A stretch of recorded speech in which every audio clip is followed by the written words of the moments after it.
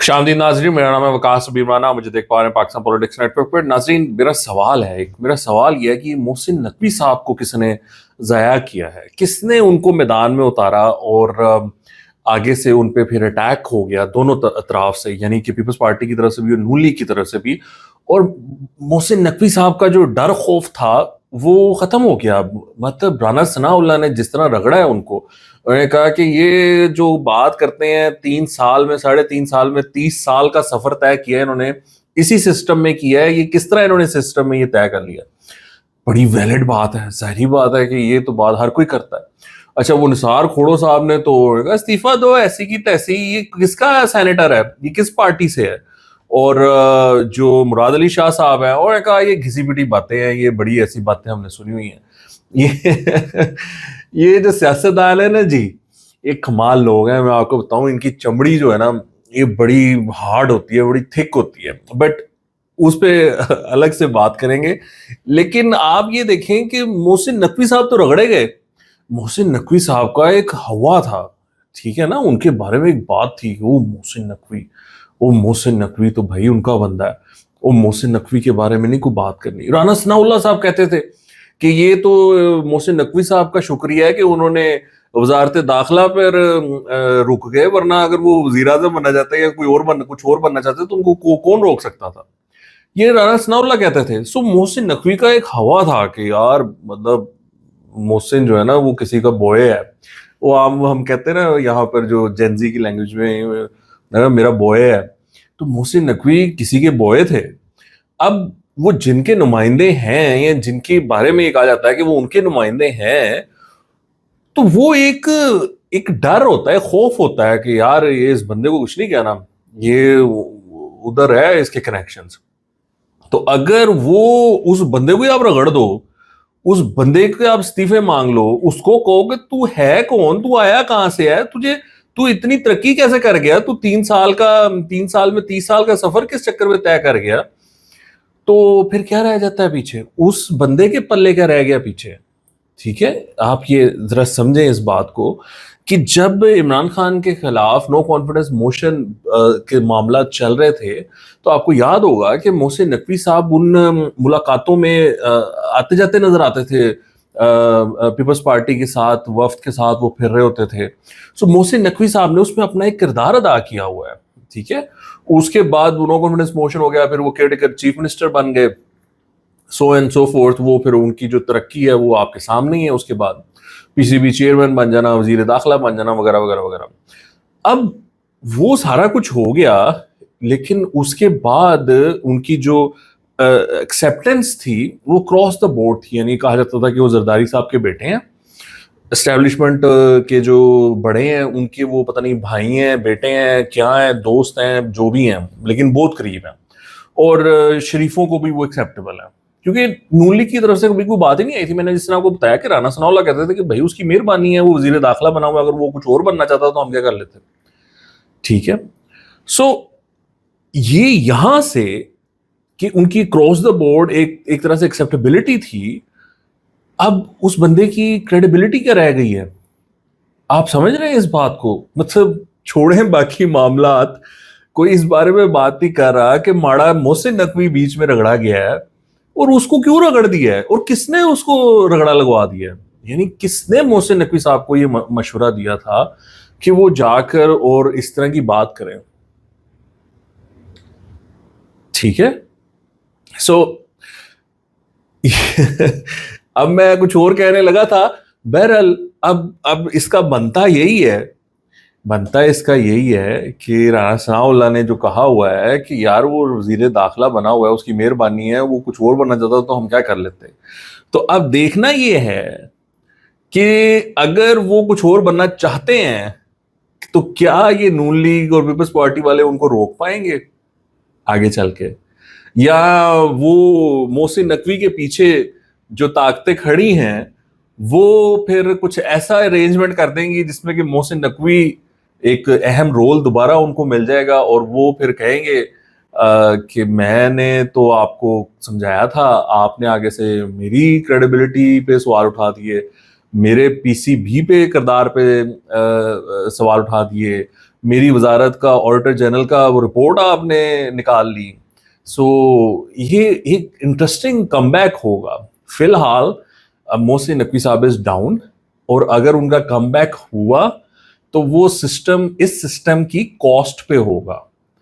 So it's a very interesting situation, and we'll wait and see کہ یہ چیز کس طرف جا کر لگتی ہے, کیا محسن نقوی صاحب کم بیک کر پاتے ہیں یا نہیں. اچھا, ایک چیز ناظرین میں آپ کو کلیئرلی ایکسپلین کرنا چاہتا ہوں, بتانا چاہتا ہوں انفارمیشن کی بنیاد پر, انالیسس کی بنیاد پر, کہ یہ جو محسن نقوی صاحب نے کہا ہے نا, جو بات کی ہے کہ یہ سسٹم کلیپس کر چکا ہوا ہے, اس کے پیچھے مسئلہ کیا ہے, بات کیا ہے, کیوں وہ مجبور ہوئی یہ بات کرنے پر, کہاں پر یہ باتیں ہو رہی ہیں جس کے نتیجے میں یہ بات ہوئی. میں آپ کو وہ بتا دیتا ہوں. یہ ساری بات ہے, یہ جو کوکروچ جنتا پارٹی والا ایپیسوڈ ہوا ہے نا انڈیا میں, اس کا معاملہ ہے. کہ دیکھیں سری لنکا میں ہو گیا, نیپال میں ہو گیا, بنگلہ دیش میں ہو گیا, انڈیا میں ہو گیا, تو پاکستان میں کیوں نہیں ہوگا. تو سوچا یہ جا رہا ہے کہ یہ پاکستان میں بھی ہو سکتا ہے, اور سوچا یہ جا رہا ہے کہ اس کو کس طرح روکا جائے. اور اس کو روکنے کے لیے سوچا یہ گیا کہ ایک بندے کو یا سسٹم کے اوپر سوالات خود ہی اٹھا دیے جائیں, اس کے پہلے کہ یہ جو نوجوان ہیں, جینزی ہیں, وہ سسٹم پہ سوالات اٹھائیں. ٹھیک ہے, ایک ریفلیکٹیو پالیسی اختیار کر لی جائے کہ ہم ریفلیکٹ کریں کہ یار ہم صحیح کر رہے ہیں نہیں کر رہے, یہ سسٹم ڈیلیور کر رہا ہے نہیں کر رہا, یہ بحث شروع کر دی جائے. تو اس گفتگو اور ان خدشات کی بنیاد پر محسن نقوی صاحب نے کچھ باتیں کر دی. ہم نے سنا ہوگا, انہوں نے کہا کہ یہ کاکروچ جمع ہو گئے تو پھر کچھ بھی نہیں بچے گا.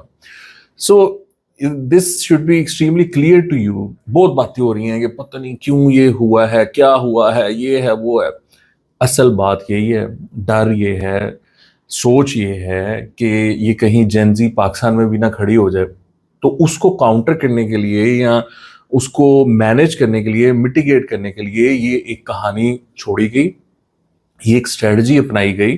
اور یہ میں نے پہلے بھی عرض کیا, میں آپ کو پھر بتا رہا ہوں کہ یہ ایسے ہی چلے گا. ایک شور ڈالے رکھیں گے, سسٹم کے اوپر انگلیاں اٹھتی رہیں گی, تاکہ یہ اندر کے لوگ اس انگلیاں اٹھاتے رہیں بجائے اس کے کہ کوئی جینزی اٹھ کے انگلیاں اٹھانی شروع کر دیں. ٹھیک ہے نا, تو کوئی میس موومنٹ نہ بنے سوشل میڈیا پر. یہ اس کو کاؤنٹر کرنے کے لیے یہ سارا کچھ کیا جا رہا ہے, جو آپ کو بہت کیوس نظر آ رہا ہے کہ حکومت جا رہی ہے, یہ ہے وہ ہے. حکومت کہیں نہیں جا رہی, یہ کوئی اس طرح کا معاملہ نہیں ہو رہا. چینجز ہوں گی, بہت ساری کچھ اچھی چینجز ہو سکتی ہیں, بہت سارے معاملات ہوں گے. لیکن میں نے پہلے عرض کیا تھا, میں پھر عرض کر دیتا ہوں, کوئی پروونس نہیں بننا نیا.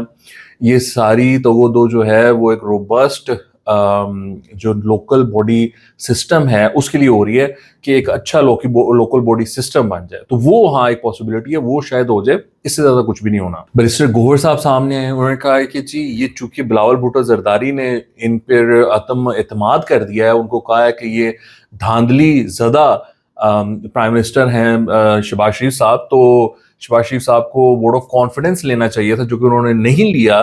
تو اب وہ فارغ ہو چکے ہیں. مطلب انہوں نے کہا جی یہ حکومت ہی ایگزسٹ نہیں کرتی کیونکہ اس نے ووٹ آف کانفیڈنس نہیں لیا, ان کے اتحادی ان کا ساتھ چھوڑ گئے ہوئے ہیں, تو یہ اب فارغ ہیں. یہ حکومت بغیر پارلیمنٹ کے کانفیڈنس کے چل رہی ہے. ویری گڈ, یہ بہت اچھی بات کی ہے ویسے بیرسٹر گوہر نے. اسی طریقے کی پالیٹکس ہوتی ہے, ایسے ہی پالیٹکس کرنی چاہیے, ایسے ہی بیانات دینے چاہیے, ہلا کے رکھ دینا چاہیے. This is what oppositions do. Very good, بہت اچھا یہ انہوں نے کام کیا ہے. تو لیکن انہوں نے ساتھ یہ بھی کہہ دیا, انہوں نے کہا ہاں جنہوں نے یہ بات کی ہے وہ خود دھاندلی زدہ الیکشن سے جیتے ہیں. یعنی انہوں نے پیپلز پارٹی اور بلاول بھٹو کو بھی رگڑ دیا ہے اسی چکر میں. سو یہ جو آپ سارا کیوس دیکھ رہے ہیں, یہ آپ بس سمجھیں کہ یہ ایک آرگنائزڈ کیوس ہے. یہ کوئی آؤٹ آف کنٹرول کیوس نہیں ہے, یہ ٹیلرڈ ہے, یہ بنایا گیا ہے, اس کو اینٹیسپیٹ کیا گیا ہے. یہ ایسے ہی اب تھوڑا سا معاملہ چلے گا, چیزوں کو تھوڑا سا ایسے ہی کیوٹک وے میں لے کے آگے چلا جائے گا. اس کے بدلے کچھ چینجز کروائی جائیں گی, کچھ بہتری لائی جائے گی. کوئی بڑی کوئی چینجز وغیرہ نہیں ہوں گی, بٹ چھوٹی موٹی چینجز ضرور کروائی جائیں گی. پرائم منسٹر شہباز شریف صاحب نے تمام وزراء اور وزارتوں کو لائن حاضر کر لیا. انہوں نے ان کو کہا ہے کہ یہ میں فارم بھیج رہا ہوں, اس فارم کو فل کرو اور مجھے بتاؤ کہ آپ لوگوں نے کون کون سی جو پروجیکٹس ہیں، کون کون سی اچیومنٹس کی ہیں، وہ ہمارے سامنے ذرا رکھو نا، تم لوگوں کا میں حساب کتاب لگاؤں۔ تو یہ ایک آپ سمجھ لیں کہ ویلیویشن ہونے جا رہی ہے گورنمنٹ کی ود ان جو وزراء ہیں ان کی پرفارمنس کی، وزیروں کی، وزارتوں کی، اور دیکھا جائے گا کہ کون سا وزیر اچھا کردار ادا کر رہا ہے، کون سا نہیں کر رہا ہے۔ فیصلے پہلے ہو چکے ہوئے ہیں، یہ میں آپ کو بتا دوں کہ کس کی وزارت ادھر ادھر ہونی ہے، کس کی نہیں ہونی ہے، وہ میاں نواز شریف نے کر دیا ہوا ہے۔ یہ ایک کارروائی ہے جس کارروائی کے تحت وہ ان سے ان کی پرفارمنس لی جائے گی، پھر کہا جائے گا کہ جی اس کی پرفارمنس سے ہم خوش نہیں، اس کی پرفارمنس سے ہم خوش نہیں، تو یہ چینجز ہم امپلیمنٹ کر رہے ہیں ایک سسٹم کے طور پہ۔ تو یہ اب آپ دیکھیے گا، the process has begun. You will see few changes in the cabinet. کچھ ایڈیشنز کیے جائیں گے، کچھ شفلنگ کی جائیں گی، اور کچھ کو گھر بھیجا جائے، I don't know، مجھے نہیں پتا کہ کس کو گھر بھیجا جائے گا۔ بہرحال آپ کچھ چینجز ضرور متوقع رکھیں وفاقی کابینہ میں۔